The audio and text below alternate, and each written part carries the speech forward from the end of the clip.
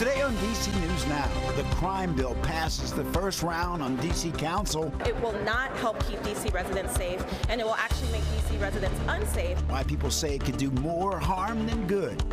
Sunny and clear for Wednesday. Meteorologist Damon Madsen breaks down the changes coming this weekend. And we continue to count down to the big game, how the quarterbacks are gearing up. Also ahead, from free food to beauty products and events here at home, helping moms stretch their dollar. And later, we're honoring Black history. Meet the student empowering gun violence victims through the power of art in the district. You're watching the station covering all of the DMV.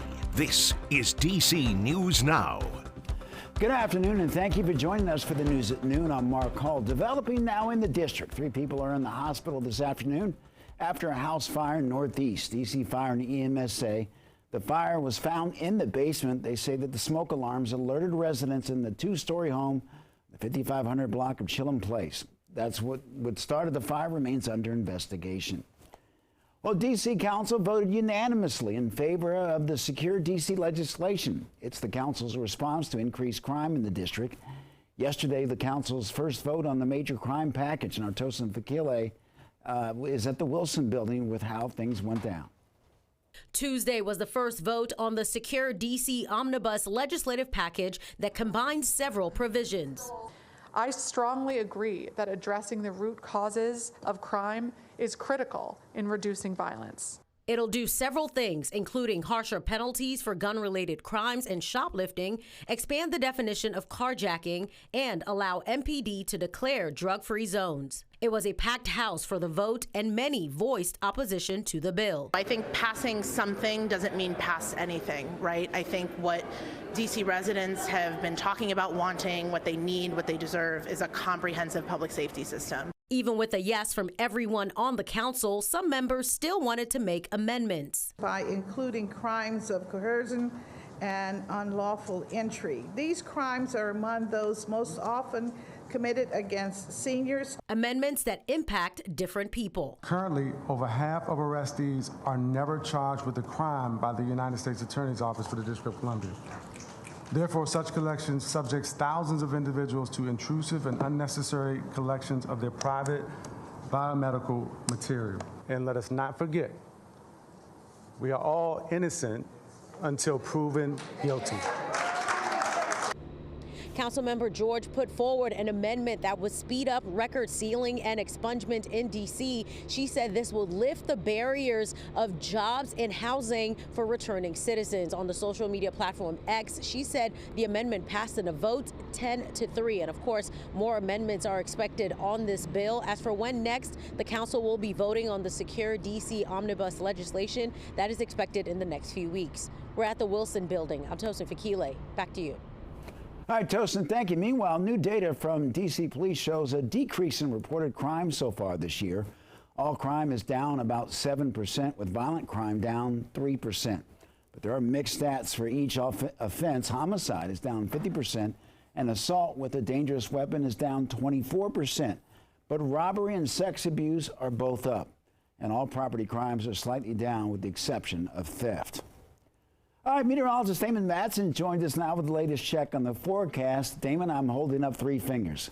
3 days. 3 days, yes. We have had that sunshine, my friend. I know exactly what you're referencing because this sunshine is not letting up. It's been rinse and repeat throughout the entire week, with about the only thing changing up here and there are temperatures. But really, when you look at this low temperature map where we started out at early this morning, I know Groundhog's Day was only a few days ago, but it feels like we're in Groundhog's Day here. The last few days have been all about the same. We started out with temperatures down very cold out to the west. Plenty of teens and 20s, very frosty once you went west of I-95. But D.C. and over toward the Chesapeake Bay here near Annapolis stayed in the low 30s. So a decent spread, but nonetheless cold across the entire region as we started out this morning. But with the sunny skies we still have in place, temperatures have nicely rebounded all the way to the low 40s once again in the Shenandoah Valley, and it's already starting to approach 50 degrees closer to the D.C. metro. So we can expect more of the same. Here we go. 3 days in a row. We're going to have mostly sunny skies. A few high clouds may be spotted out there, but we'll also see temperatures rising up toward that 50-degree mark. So things are looking good for now, but is it still going to start to turn unsettled as we head toward the weekend? We'll have a full look at your forecast coming up here in just a bit. All right, Damon, thank you. Turning now to Maryland and Montgomery County Public Schools. Well, they have a new superintendent, at least for now. The move follows the ouster of former MCPS super Dr. Monifa McKnight after an investigation by the county inspector general found a middle school principal engaged in misconduct. DC News Now's Candace Cole is in Rockville with the latest. Dr. Monique Felder has been named interim superintendent of Montgomery County Schools.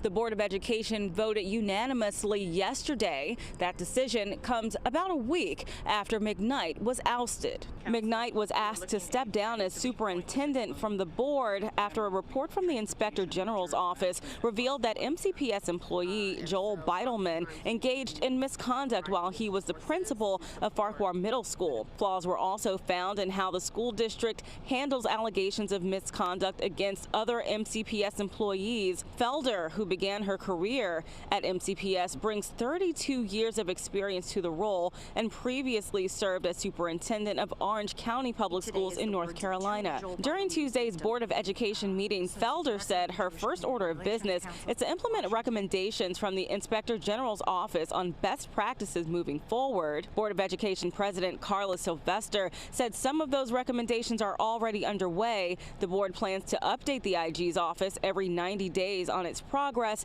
and bring in experts to increase oversight of the school board. During a press conference yesterday, Felder acknowledged the work ahead to fix MCPS. It's very important that we reset and ensure a strong emphasis on teaching and learning. It is also very important because we can do that, but if we don't have more strong teachers and more strong principals in our school, it's not going to happen. Now, the Montgomery County Council plans to dive deeper into that report by the Inspector General's office. They want to look at the culture that led to problems in handling employee complaints here at MCPS. Reporting in Rockville, Candace Cole, DC News Now. Candace, thank you. Moving to Virginia, lawmakers are advancing several bills to strengthen gun control in the state. And proposals in these bills include banning assault weapons in public, manufacturing parts to create assault-style weapons, and a sale of concealable gun parts. Now, the bills would also mandate gun safety training and a 5-day waiting period for gun buyers. A lot of times when people want to do harm to themselves or to others, they'll go get a gun, and then they'll, use the gun on themselves or others the same day or same week. And so if we have, this natural cooling off period, it might actually prevent that. The bills have a lot of support from Democrats, but the bills face a hurdle to be signed by Republican Governor Glenn Youngkin. All right, the big game is this Sunday. The Kansas City Chiefs and the San Francisco 49ers prepare to face off on the field. And practices are underway for both teams. But the spotlight is heavily focused on the quarterbacks, the Chiefs' Patrick Mahomes and the Niners' Brock Purdy. During yesterday's media session, both San Fran and KC made sure to let people know that Mahomes and Purdy are not only leaders on the field, but off as well. Brock is so cool, man. He's not about himself, man. He's a team guy, man. And it's just that, and it trickles down. He doesn't have to change much because that's really who he is. I mean, Brock is as humble of a person as I've ever been around. I know when he came to the league, you could see it on him right away. You've seen it through everything. I mean, the third string quarterback, the starting quarterback, what he's done this year, I mean, he's still the same guy as he was the first day. When you go through some ups and downs with people, and you make it through the other side, it's a beautiful thing, man. And you just want it that much more for the person next to you, knowing how much work they put in. And with preparation for Super Bowl 58 underway in Sin City, the Kansas City Chiefs and the 49ers prepare for their rematch of Super Bowl 54. And all eyes again will be on the quarterbacks. DC News Now sports director Derek Forrest has more from Las Vegas, Nevada. 4 days away from finding out where the Lombardi Trophy will reside, as the Kansas City Chiefs and the San Francisco 49ers will go head-to-head on Sunday evening. Both teams, they welcomed in a much smaller group of media as opposed to Super Bowl opening night the other day. But the biggest topic of conversation on Tuesday was the quarterbacks. For Kansas City, you got the big dog Patrick Mahomes heading into his 4th Super Bowl. The man has the Chiefs rolling at the right time. He spearheaded the Kansas City dynasty, one that's aiming to rival the Patriots of old. Ask Mahomes and says he's chasing down Tom Brady stat-wise. And then there's the man picked last in the 2022 draft, Brock Purdy. He silenced all critics, ending the game manager debate by getting his Niners back to the Super Bowl. Now, Purdy led the NFL in passer rating with 113, and he might have an advantage because he played 8 of the top 10 defenses in the NFL this season. And Purdy and Mahomes have one thing in common. That's a level head, and both quarterbacks know there are so many distractions out here, including the fact that they are playing in a Vegas Super Bowl for the very first time. But when it's time to put in the work, the mental aspect of the game comes into play. Yeah, for me, I understand, what I'm trying to do, what our main goal is for this team, and it comes down to 3 hours of football that we play. We all got on the same game plan. I mean, we battled through adversity, we battled through challenges, and we figured out what we were best at. And that's what you have to do in every football season is you want to find out what you're best at. Hopefully next year we can find out a little bit earlier than we did this last year, but that's part of the process. There's no doubt the quarterbacks get the majority of the spotlight, and of course the way these NFL contracts work, the most money the majority of the times. Now, Mahomes, being the wily veteran that he is, he's trying to keep his team level-headed and away from the glitz and the glamour that we see here in Las Vegas, but he promised the team that if they do win a Super Bowl, he plans on bringing them back to Vegas to celebrate. As for Brock Purdy, he's trying to prove everybody wrong. He's trying to go from Mr. Irrelevant in 2022 to super relevant if the San Francisco 49ers can win a Super Bowl. Reporting from Allegiant Stadium, I'm Derek Forrest. Back to you. A special thanks to Derek, and we're stretching your dollar with some free food and family fun events happening in the DMV. We're going to show you several money-saving hacks for moms.